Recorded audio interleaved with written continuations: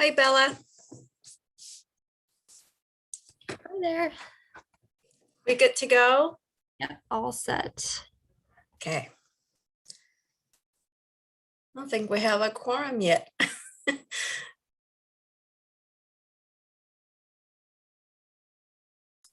Yeah, we definitely do not. I thought that we would. We're getting a little bit closer. Yeah. I think they were in the waiting room probably. Okay, here we go. Okay. So I think we're good to go now, huh? I think so. I don't remember who's a voting member and who's not, but I think we can at least get started and then maybe give it a minute for folks to jump on. Sounds good. Okay. Good afternoon, everyone. Let's get our TPCC meeting started. I'll be chairing, Mr. Strohmeyer, Commissioner Strohmeyer is out of town. If we continue to meet virtually, many ways to continue to participate. You can always watch the meetings as they're being recorded via YouTube or MCAT channel 190. You can always call the city clerk's office at 552-6078 for more ways to participate. And if we could get a roll call for attendance, Bella, please. Okay. Dave Strohmeyer. He'll be absent. Mirta Becerra. Present. John Engen. I'm present as well. Don MacArthur. Bob Vosen. Josh Slotnick. Debbie Johnston. Eric Cofield, proxy for Debbie Johnston. Thank you. Lucia Oliveira. This is Ryan Hammond here for Lucia. Thank you. Toon Pam. Present. Thank you. That is all. I'm here too. Don MacArthur. Thanks, I'll get Don. it down. Okay. We have minutes from January 18th to approve. Are there any changes to the minutes? Okay, seeing none, those will stand approved. We will do a quick check for public comment. I see, okay, some people in attendance. Please let us know if you want to provide public comment on items not on the agenda, and we would be happy to let you in and provide you an opportunity to speak. Okay, and I don't see anyone raising their hand. So with that, we will move to. Get off of it, get off of it. Oop. Do we have public comment? Don't think so. Okay, we will move to our first item on the agenda, and that is a review and approval of amendment number 2 to the fiscal year 2022-2025 TIP, and Charlie is here to present. Thanks, Mirta. I'm going to go ahead and share my screen.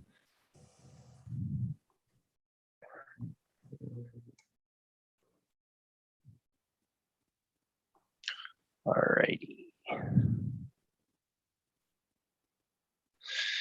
Okay, so I'm coming back for another TIP amendment. This is TIP Amendment 2 to the current TIP, which spans from fiscal year 2022 to 2026. This TIP amendment includes some minor and major project changes, addition of projects, as well as project closeout adjustments. A major shift that we'll see is some reaccounting of projects. This amendment was initiated by desire for Mountain Line to include a bus stop facilities relocation project in the TIP, but that did not pan out, so it is not included. They're working on figuring out which funding sources and how to present this in the TIP. So we will likely see this in a future TIP amendment. The other amendment items have been gathered from MDT. So as you go through the TIP document, the first funding source is the multiple funding table. So it shows projects that are funded through multiple separate funding sources. One of the changes there is the Russell Street, Missoula UPN 4128001, and this is the project designation for the entire project. And then there's different breakouts. So we see a funding shift of the right-of-way cost moved from the Dakota to Mount funding or project segment to this entire project segment designation. And this just matches how funding is broken out in MDT's accounting system. And so this is $800,000 of national highway funds that is programmed for acquisition of the strip mall, and that's represented for this entire project segment. The Russell Street Broadway to Idaho section sees a closeout, and there is a return of funds of earmark of $2.5 million or $2,500 and right of way for $3,600 charged to incidental construction for work done by Northwestern Energy. And this increase in cost includes conductors, landscaping, and tree trimming that occurred on that project segment. And then the third change in this multiple funding table is the Russell Street Broadway intersection.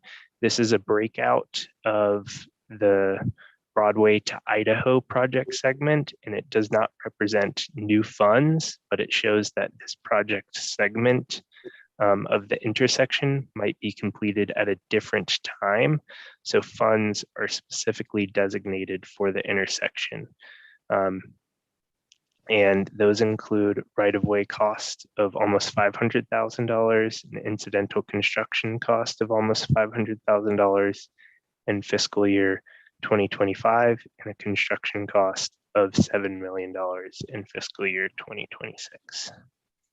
Hey, So Charlie, could I ask you a quick question? Yes.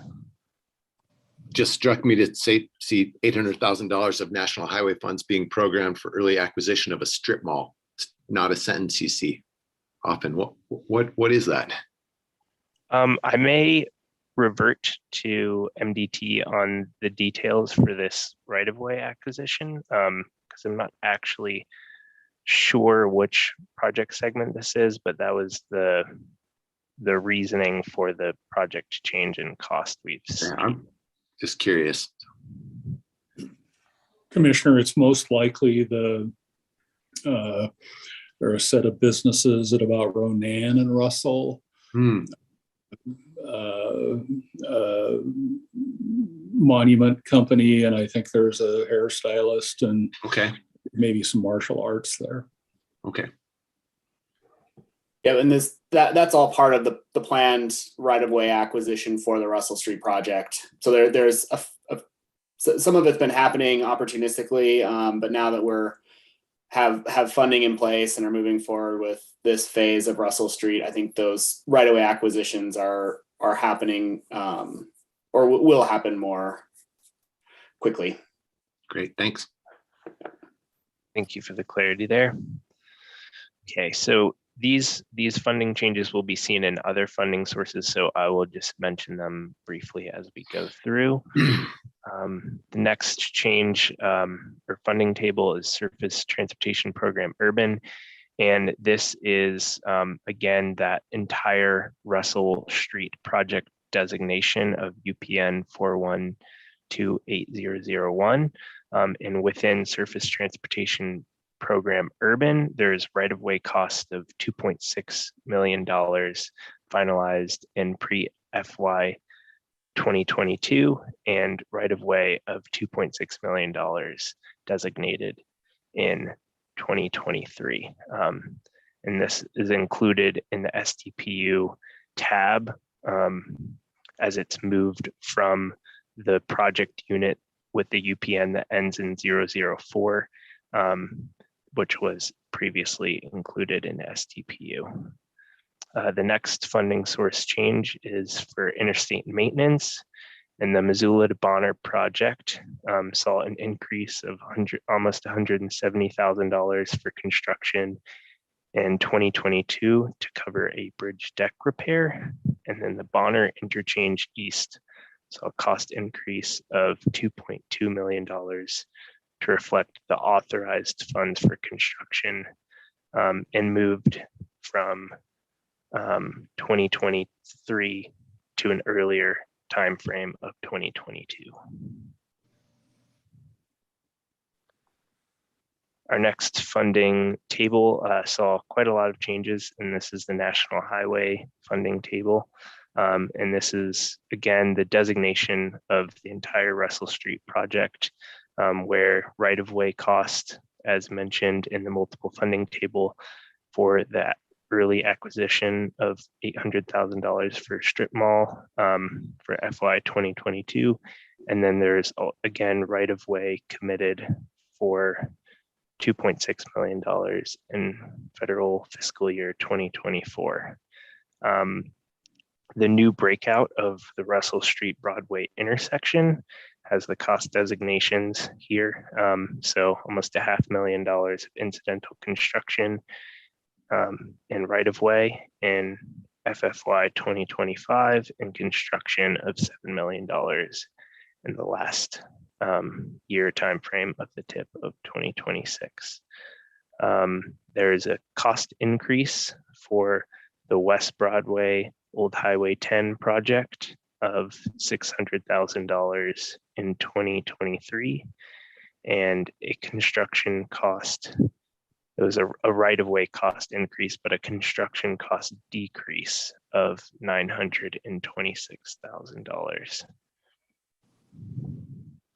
The Lolo to Missoula project has a incidental construction cost move of $12,000 back 2 fiscal years from 2023 to 2025, and construction cost of $6.5 million was moved from 2023 to 2026.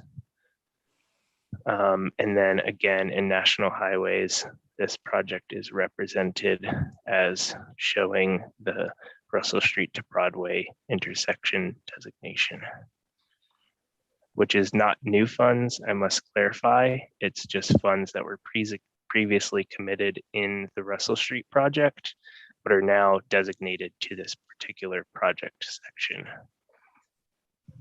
The Surface Transportation Program off system has a couple of changes. The West of Missoula project has a construction cost of $9 million that has been moved out of the TIP timeframe. The D1 slope stability project was closed out with the preliminary engineering segment of this project was closed out at almost $80,000 in 2022. And then we see an additional project, and it's the safety study for Lolo to Florence of almost $1 million for fiscal year 2022. It is important to note that only 1.5 miles of this study is within the MPO limits, but it is a holistic data-driven safety study for the Lolo Florence area on US 93. So hopefully it'll benefit that area and part of the MPO planning area. The HSIP, or Highway Safety Improvement Program, saw several changes.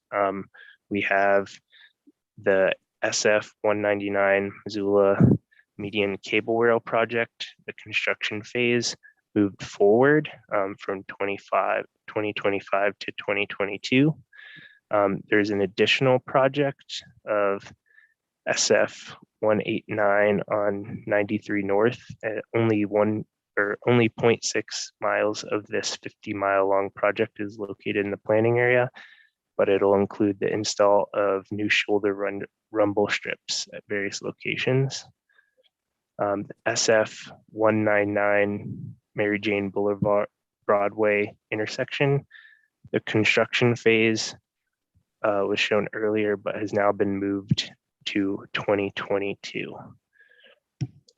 We have the addition of the Clements Road project, which I have details on below, and this is to improve the curve on Clements Road by including signage to make it a much more safe and followed curve. Interesting story about this intersection. John, my coworker, and we were out here placing bike and pedestrian counters, and we had a local resident come up and explain the need for this due to his long-term residency in the area and knowing the history of crashes at that curve.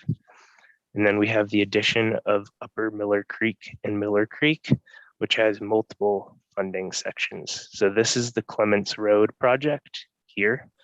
And then we have the Upper Miller Creek and Miller Creek Road, which will include edge line epoxy striping and upgrade curve signing. This is my best representation of the road post markers and where those sections will be improved.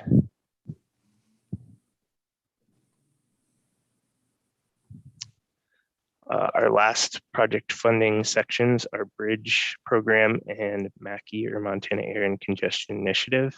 The Bridge Program saw a addition of D1 bridge preservation project, and this has a total of $72,000.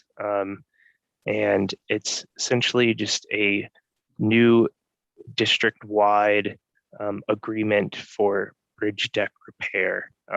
And part of this is included in the MPO area.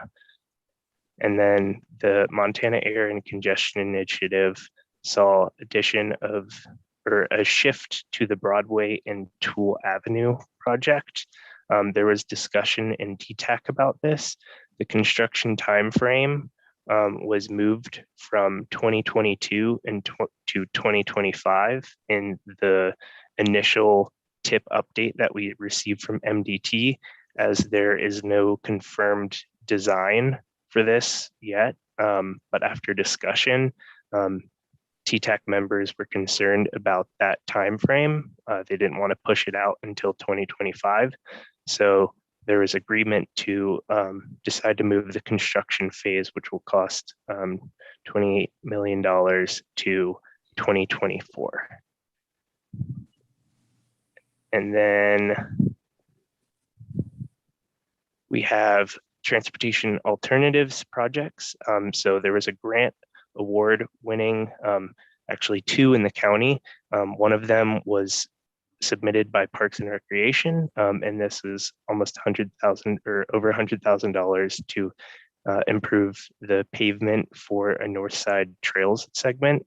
So just on the other side of the bridge, and many of you have maybe biked or walked this segment and know that it's necessary. There's many crumbling sections.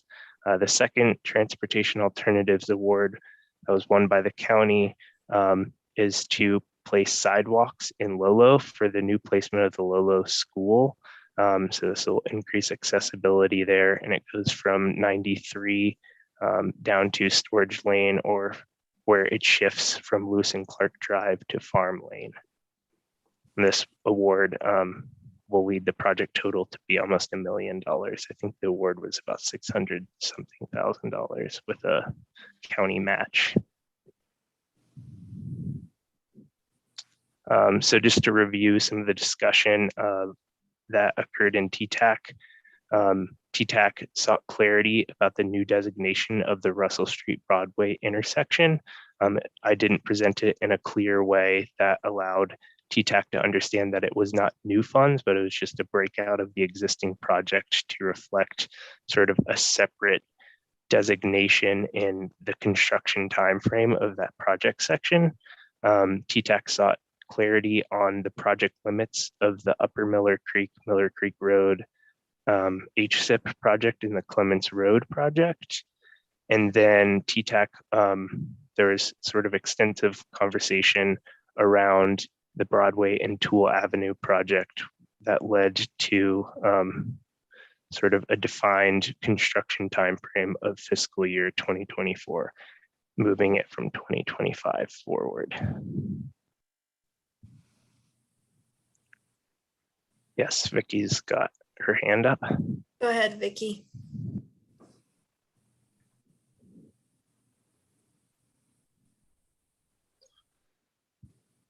Vicky, if you're speaking, we can't hear you. Oh, someday. Thank you. I just wanted to let TPCC know that this Broadway Toole project and the construction time frame is based on the original Broadway Toole project that the PE started on, that was really more of just intersection enhancement, not what it might actually turn out to be after further discussion with the city. Thank you for that. Does anybody I have have a quick question. Yeah, can you tell me what from where to where is the project on Upper Miller Creek? I know you showed us the map, but I just couldn't like the street parameters. Mm-hmm. Yeah, it's from road post 2.6 to 2.9, so from 2 to 3, and then Miller Creek from 0 to 3.48 or 3.5. So this is my working with road posts. It's hard to be very, very precise, but this is sort of my best visual representation of where those will be occurring. Thanks. Mm-hmm. And, just for standard public notice background, we've posted our legal ad with 30-day notice in advance. As further tip detail information became available, we were sure to post it the latest draft tips on our website and provide information for attending both TTAC and TPCC meetings for public input if desired. The legal ads ran through January 23rd through this Sunday on February 13th.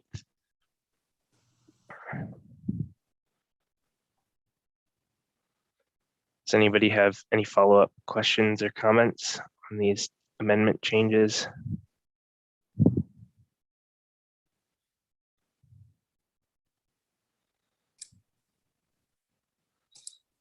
I hear none. See any?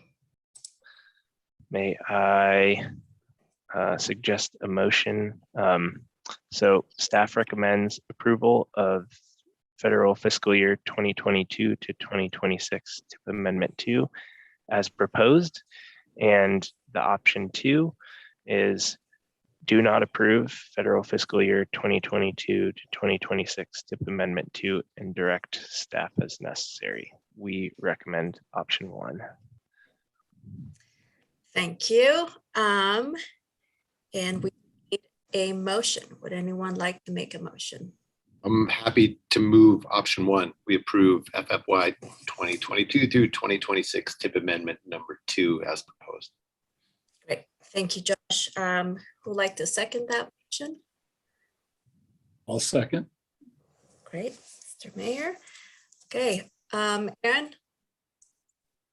Yeah, I just want to clarify that this motion includes the changes that were made at TTAC to the original TIP amendment, just so we're all clear on the motion that we're making, or what the motion includes, that it should include the improvements or the changes to the Broadway intersection and a couple of other minor changes that came out of TTAC. Great. So as proposed by staff with the amendments based on those TTAC conversations. Okay, so we have a motion and a second. All of those in favor of the motion, please say aye. Aye. Any nays? Okay, so that motion passes. Thank you. You. With that, we can move to our next item on the agenda, and that is Charlie presenting too. Discussion and approval of comments to be submitted to bipartisan infrastructure law request for input. Yes. I'm going to go ahead and share my screen again. I could have included these in one presentation, but I was unsure of the order. So hopefully this presentation can be more interactive. The last one that I presented at TTAC was sort of a bit of a discussion here. So we're presenting on our opportunity to provide comments for the bipartisan infrastructure law. So this has been a big topic. I'm sure you all are aware of its adoption in November of 2020.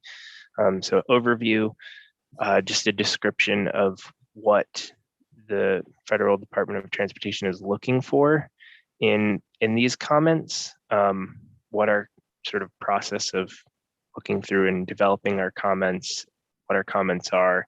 We also have comments of support for other organizations, and I hope to have this whole presentation open for discussion. So if you have any thoughts, we want to hear them as I go through.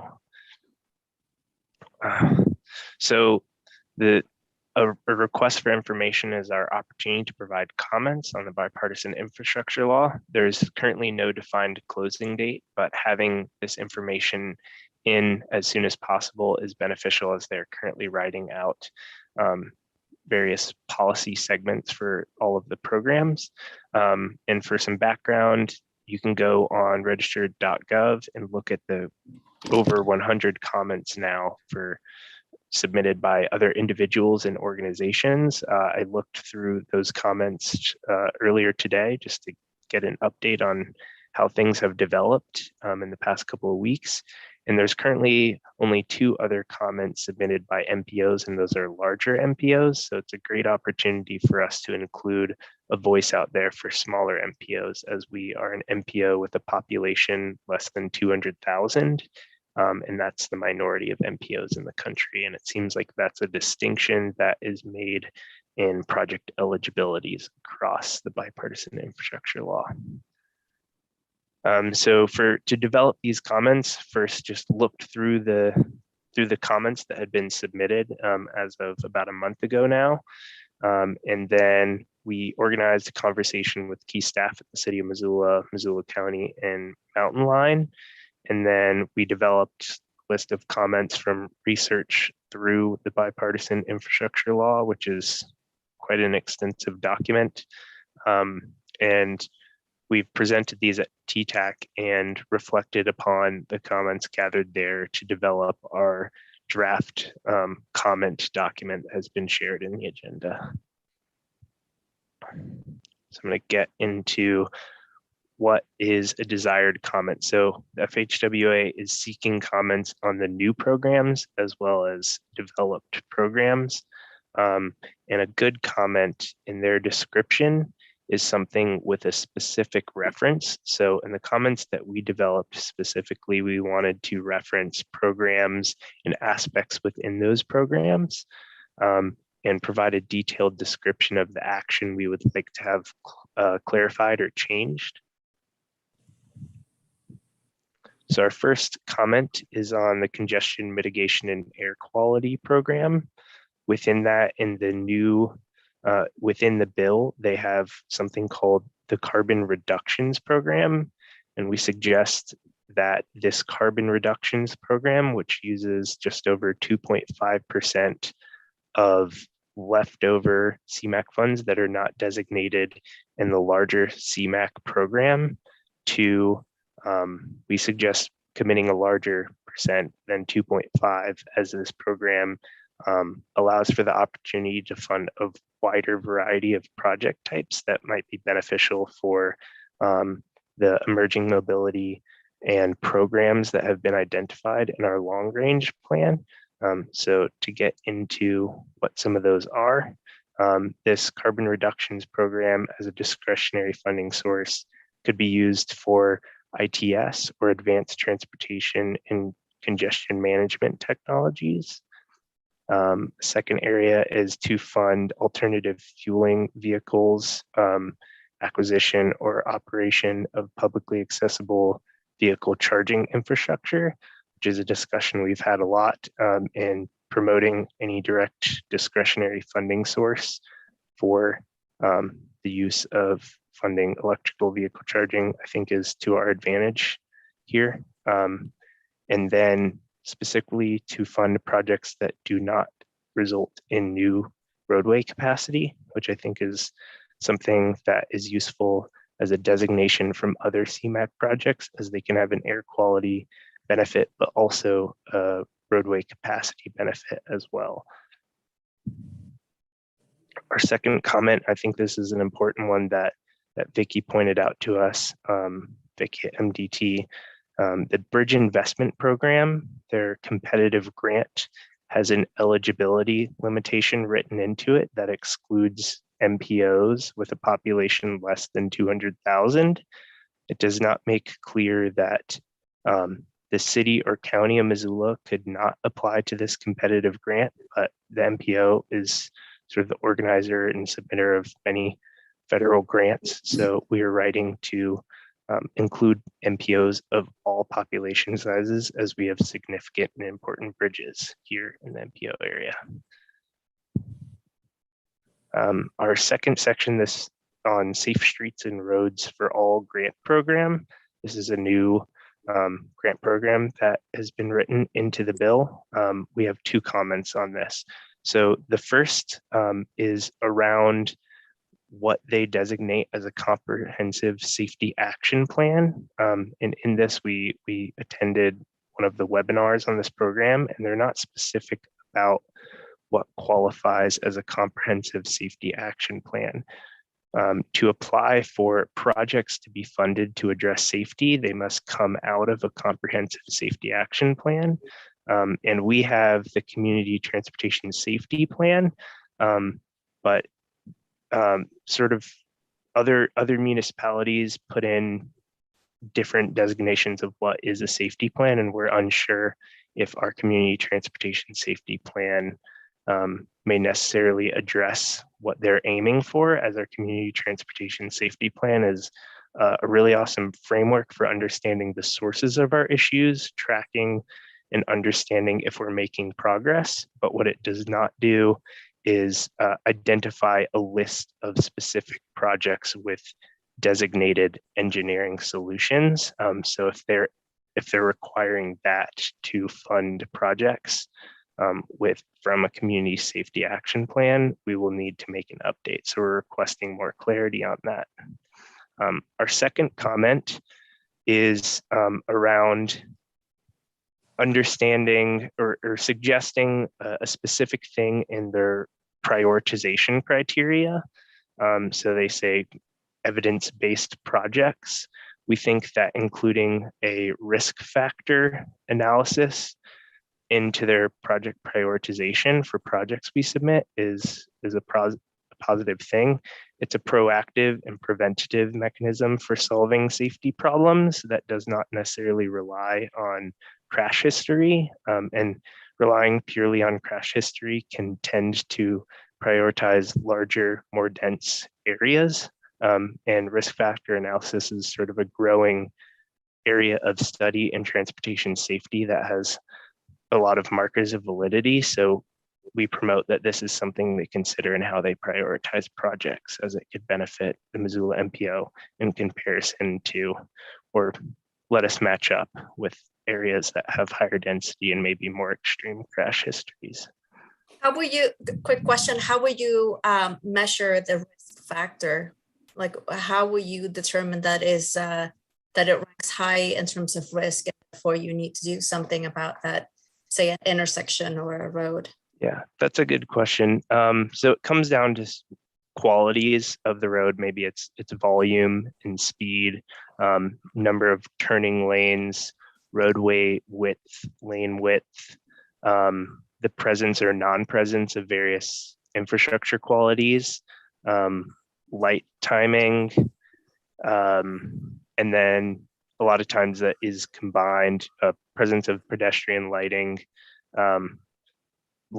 surrounding land uses, and that's all reflected and combined with crash history as well. So it's just a more broad way of looking at what goes into making something that's sort of assuredly safe. Yeah, thanks.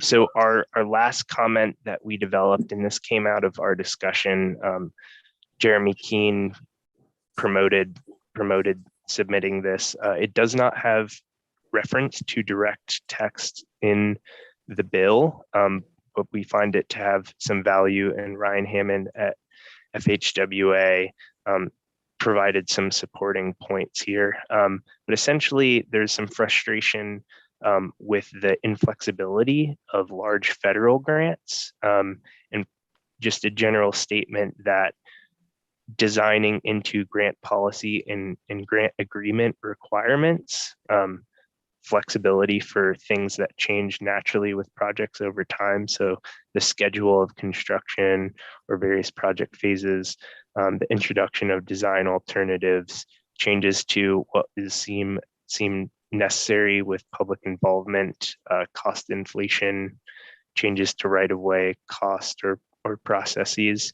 And then further in this discussion with Mountain Line, they've seen a sort of a comparative ease with their federal grants, and Ryan provided a point of support here that the grant management system used by FTA, which is symbolized with TRAMS, sort of provides some ease of use in grant agreements and grant management. So this is a comment that has just been organized to maybe look at redesigning FHWA grant management based off of what we know to be more efficient that is done and operated by FTA.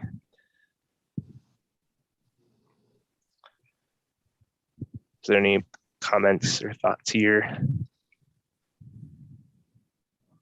I was going to say that you would think because of the pandemic, this is the flexibility of grants that would be considered, given that, you know, we might have an idea or a schedule, but things have shifted, costs have gone up, and supplies have been delayed. And so I think that's a really good comment to provide.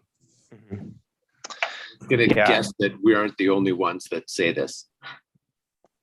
Yeah, I actually, from my look through on comments that have been submitted as of recently, I haven't seen a direct comment like this. So I think it does have some value, and there's enough specificity there for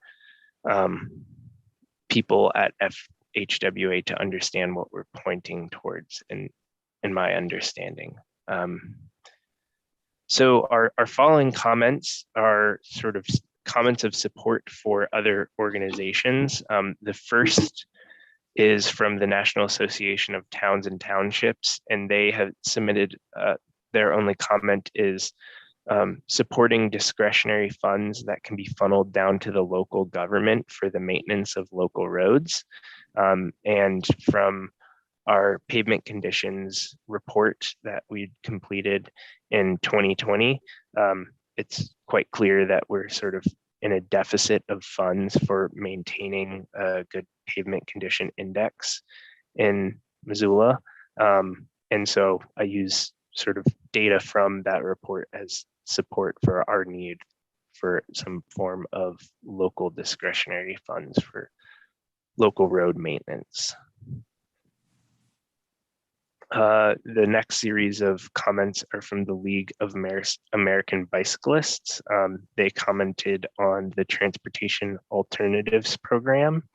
And our comment in support of this is to make there be a form of discretionary transportation alternatives funds available for all MPO sizes. So designated in their comment is these discretionary funds may be committed to large MPOs. We are not designated as a large MPO, and I think that their comment should be oriented around all MPOs. And then our second comment for the League of American Bicyclists is on the Highway Safety Improvement Program. They suggest a mechanism of accounting for vulnerable roadway user infrastructure to be implemented for states that have a percentage of crashes associated with 15% or higher of vulnerable roadway users. And we suggest that this is from my research on MDT's crash history data as a statewide. We do not meet that marker, but we do exceed that marker, unfortunately, in the Missoula area. So what I suggest is that some form of accounting mechanism to ensure that a reasonable percentage of available funds is committed to vulnerable roadway user infrastructure should be required for any crash history of vulnerable roadway users. And that's written out in the comments in our comment. So I think the state was fluctuating around 9 to 10, and I think that we should still be held to commit 15% of our available funds to vulnerable roadway user infrastructure. Another comment is on the Bridges program from the League of American Bicyclists. They did not provide specificity on what is a reasonable cost for including active transportation infrastructure. So we just, in general, support this comment to sort of provide what is necessary to complete a cost-benefit analysis on if this infrastructure should be included. Okay, the Safe Streets for All equity concern. This is something that has emerged, I think, as of 2020. A lot of safety action plans include enforcement as a measure. So looking at how this enforcement affects different types of communities. And I think it's just a general comment that we should submit as support because enforcement is something that is looked at here as in improving our traffic safety issues and the equitable impacts of enforcement. The last comment is on the Reconnecting Communities grant program, and the Reconnecting Communities grant program is new and it's receiving $1 billion within the bill. And its goal is to provide infrastructure or take away infrastructure that has impacted communities historically and cut off accessibility in a significant way. And there's no definition of what an increase in connectivity means from an objective standpoint. So how do we prioritize that? How do we know if our project stacks up, and how would we write to a grant program for this? So supporting that they develop some sort of measure at the federal level for local governments to base their submittals off of. And so those are the comments that we developed. We're open to adding more if you all have any ideas. From the look, I selected the comments from other organizations that we really wanted to amplify and not just provide support for all other organizations' comments that applied to the MPO, and also select comments that we had, some sort of edit or suggestion to make upon them. And then we had our list of specific comments that are directed around the needs of the MPO and ensuring that the policy within the document is favorable to an MPO of our size.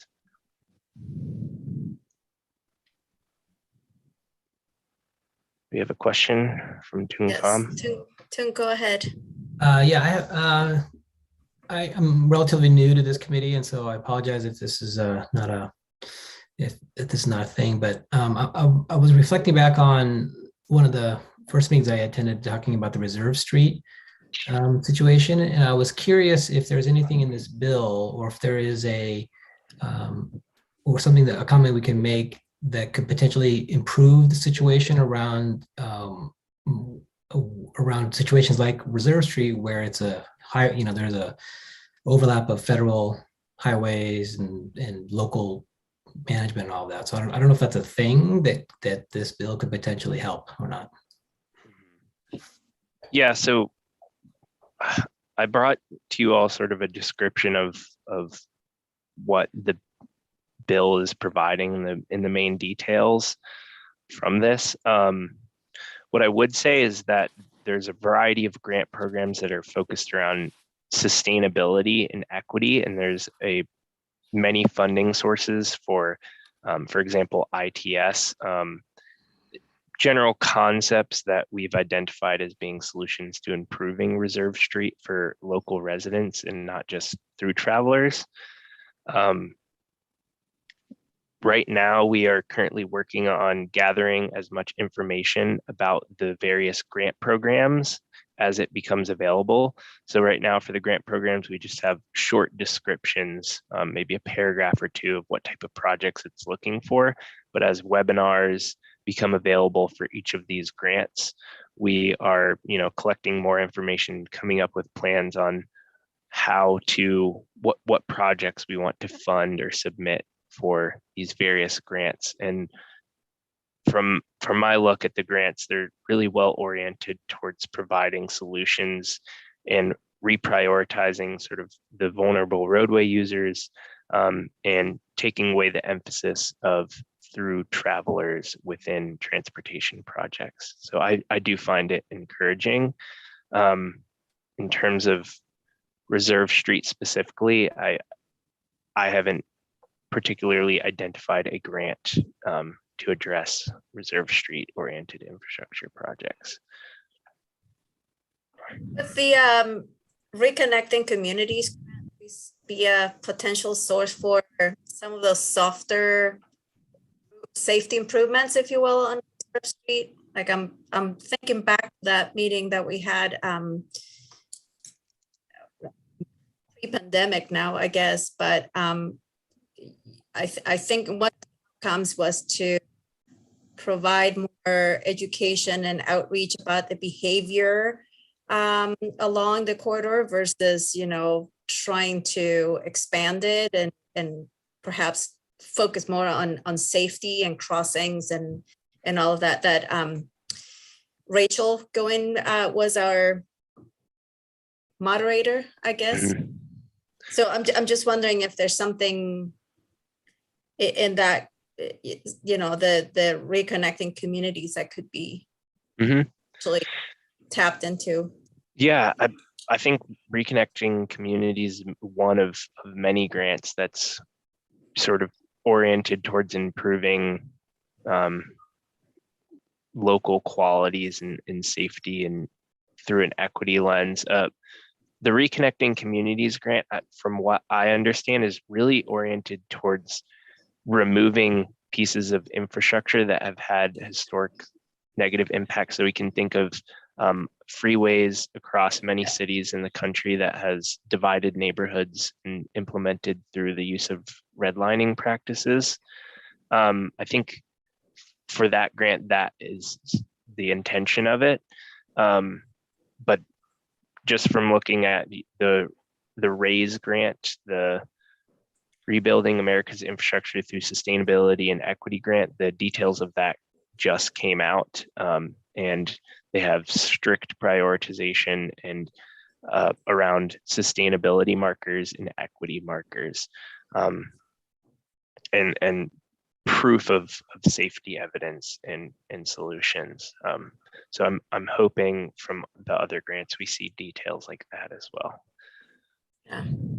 Yeah, I think that's right, Charlie. I think your read on the underlying intent of the Reconnected Communities program is right, but until we actually see a notice of funding availability come out for these individual programs and actually see the exact criteria against which applications will be judged, there's reason to keep an open mind about it, at least. Yeah, I also think the Safe Streets for All could be a really good opportunity to do some targeted safety improvements on Reserve Street.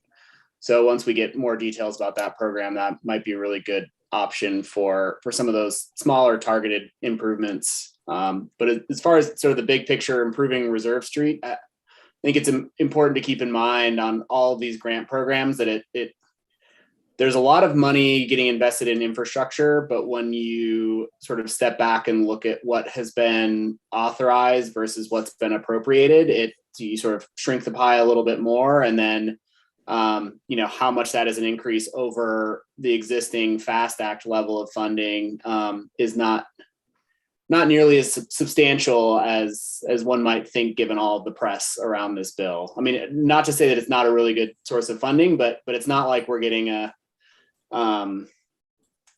such an influx of funding that it completely changes all of our priorities. So I think that's important to keep in mind, knowing we're going to get a limited amount of these discretionary grants, where can we best put them to work? And that's something that I think we'll come back to this committee frequently on, making sure we're identifying the right priorities and putting our best foot forward collectively as sort of city, county, and MDT and the MPO.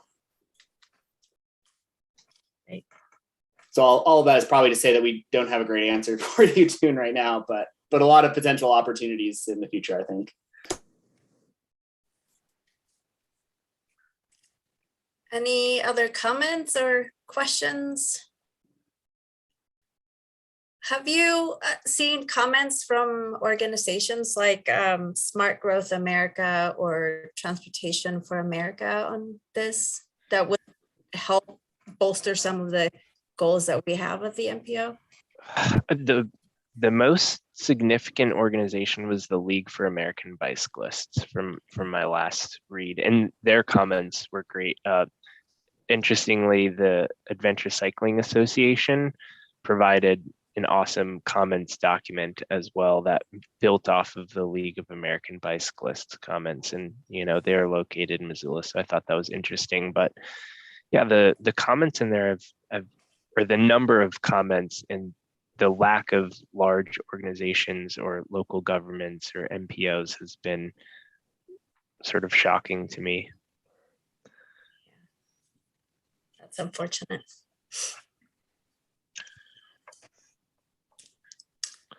All right. Okay, thank you. Yeah, thank you all. And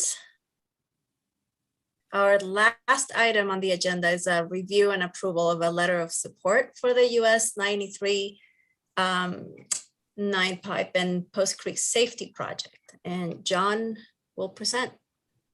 Awesome. Thank you, Mirta. The MPO recently received a request from Confederated Salish Kootenai tribes to write a letter of support for improving a section of Highway 93 north of Missoula, which is outside our planning area, but is adjacent to Missoula and a regionally significant area. The grant they're applying for is called the Naturally Significant Federal Lands and Tribal Projects Program. And so this grant would support MDT's efforts and along the corridor. I'm going to share a project map real quick. There's a little, the extents of these projects are a little complicated. You might have heard about the urban project in the Ronan area that was in the news lately about a coupling there. So this grant is supporting improvements from Brook Lane down to Gunlock Road is the 9 pipe section, and then from Gunlock down to Dublin Gulch, where it would meet existing improvements on Highway 93. We presented this to TTAC about a week and a half ago. They had a few comments, and those included providing the entire mileage extent, which from both sections, 9 pipe and Post Creek, is approximately 8 miles. Also providing clarification about the multimodal improvements. So you might be familiar with the People's Way Trail, which would connect Missoula to Polson essentially. And so this improvement proposal would include shared use path facilities that would tie into the Ronan urban projects that MDT is currently working on. We also removed a sentence that was previously in the letter about continually increasing AADT traffic. I got feedback from MDT that that's not necessarily accurate with their recent review of traffic count. So we just removed that statement. And yeah, so staff recommends that TPCC approves this letter of support for the US 93 Nine Pipe and Post Creek sections as amended by TTAC. Great, thanks, John. Any questions or comments on the proposed motion? Okay, so we do need a motion. So moved. Thank you. And who would like to second? Second. Okay. And let's quickly look for public comment. No one has raised their hand. So with that, all of those in favor, please say aye. Aye. Aye. Okay, any nays? Great, so that motion passes. And I just realized that there was a motion proposed for the previous item that we never took care of. So let's do that right now. And that would be for item 4.2. And that is to approve the comments to be submitted in response to the request for input as proposed by staff or as modified by TPCC. My apologies there. I was unaware there was a motion as we didn't bring that. Do you need a forward motion to from us? TTAC. Aaron, could we provide clarity on that? I mean, I'm happy for that to be a thing we can finalize and approve. I think if you want to officially approve of our comments, but it sounds like there wasn't a lot of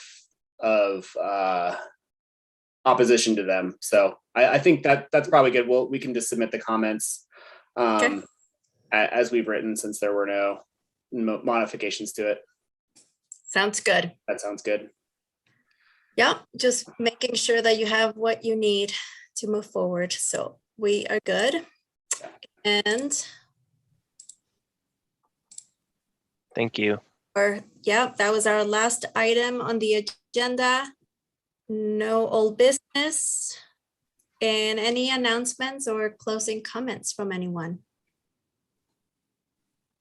I think I may have a couple of announcements that are sort of half-baked, but one is that for the Higgins corridor project that we have been working on, we've been working a lot kind of behind the scenes. We've been coordinating with MDT a lot on their review and getting on the same page about how we want to approach the alternatives and evaluating those. And we're in a good spot. So we're planning to bring that project out for the next round of public engagement. And the reason I mention this now and not as a sort of specific agenda item is that it will likely go out to the public before the next TPCC meeting, so sometime in March.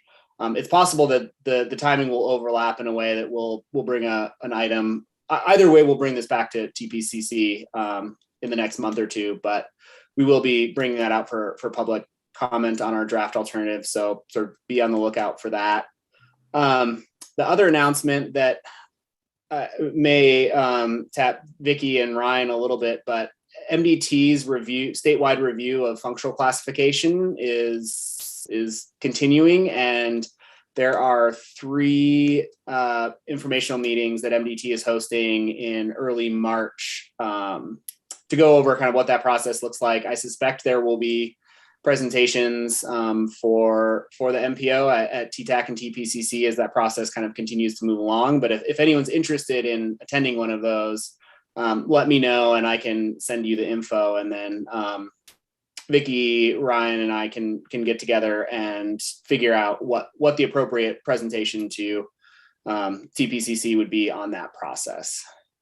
So that's essentially looking at our functional classification for all of the the state and urban routes throughout the state. And so there's a number of those in the MPO area, and just looking at making sure we have the right classification and if there are any updates that we want to make. And I think along with that, or at some point, a related task that we'll have to go through is an update to our urban system. I believe that will be sort of separate once we get the results of the census and our updated urbanized area. If there are any changes, then we'll want to look at our urban routes within the MPO. And if we want to make any changes, we're building a whole collector system out in the Mullen area, Swifticane area with the build grant. Those might be opportunities where we want to look at whether those should be on the urban system. There are some streets that need to come off, et cetera. So I think we'll see more of that in the coming months, but just wanted to give an update that there is an informational meeting on the functional classification if you are interested. So let me know if you are, and I'll get that info to you. Great. Thanks, Aaron. Yeah, I appreciate the plug on that, Aaron, and also for the county commissioner in the room here. I mean, keep in mind that the just outside the MPO boundaries too, there's some potential impacts there that matter. Depending on what the functional classification gets changed to, I mean, that can affect eligibility for Fed aid on that route. So there's a lot of kind of downstream effects from it. It's it's designed to be a mostly data-driven process, but it is not exclusively one. And so the kind of the comments and participation from all the stakeholders involved really does matter. So thank you again, Aaron, for plugging that. Thanks. And then also just related to that, just because I know there is often some confusion out there, even if not amongst this group in particular, but just that there is a difference between functional classification and these system designations like the urban routes, for example. That's something that MDT does at a state level, which again is another thing that's downstream from functional classification oftentimes, but the functional classification is the focus of the effort that's underway right now. So just want to again make that clarification for those who might. And that functional classification, that's an MDT thing. Well, but functional classification is something that is defined federally. So these are the terms you'll see, something, arterial, collector. Okay. When you hear words like that, we're talking about functional classification that is defined federally, but is driven by MDT as far as this classification effort, right? So it's in that category of things that, again, the federal government cares about, but provides a lot of deference to the state. And there's an effort underway right now? Yes. Thank you. Yep. Thanks, Ryan. Vicky, go ahead. Oh, someday. Thank you. I just wanted to add to Commissioner Slotnick to let him know that this has been, like an ongoing effort statewide for the last couple of years. And, the last time it was done was many years ago. 1992. There you go. So it's time, and it's time to look at it statewide. So, and also I believe Missoula County has already been presented this when we did county stuff. Anyway, just wanted to fill you in on that. Thank you, appreciate it. Okay, anything else? I think we are done. Stand adjourned. Thank you so much, everyone. Thank you all. Thanks, everyone.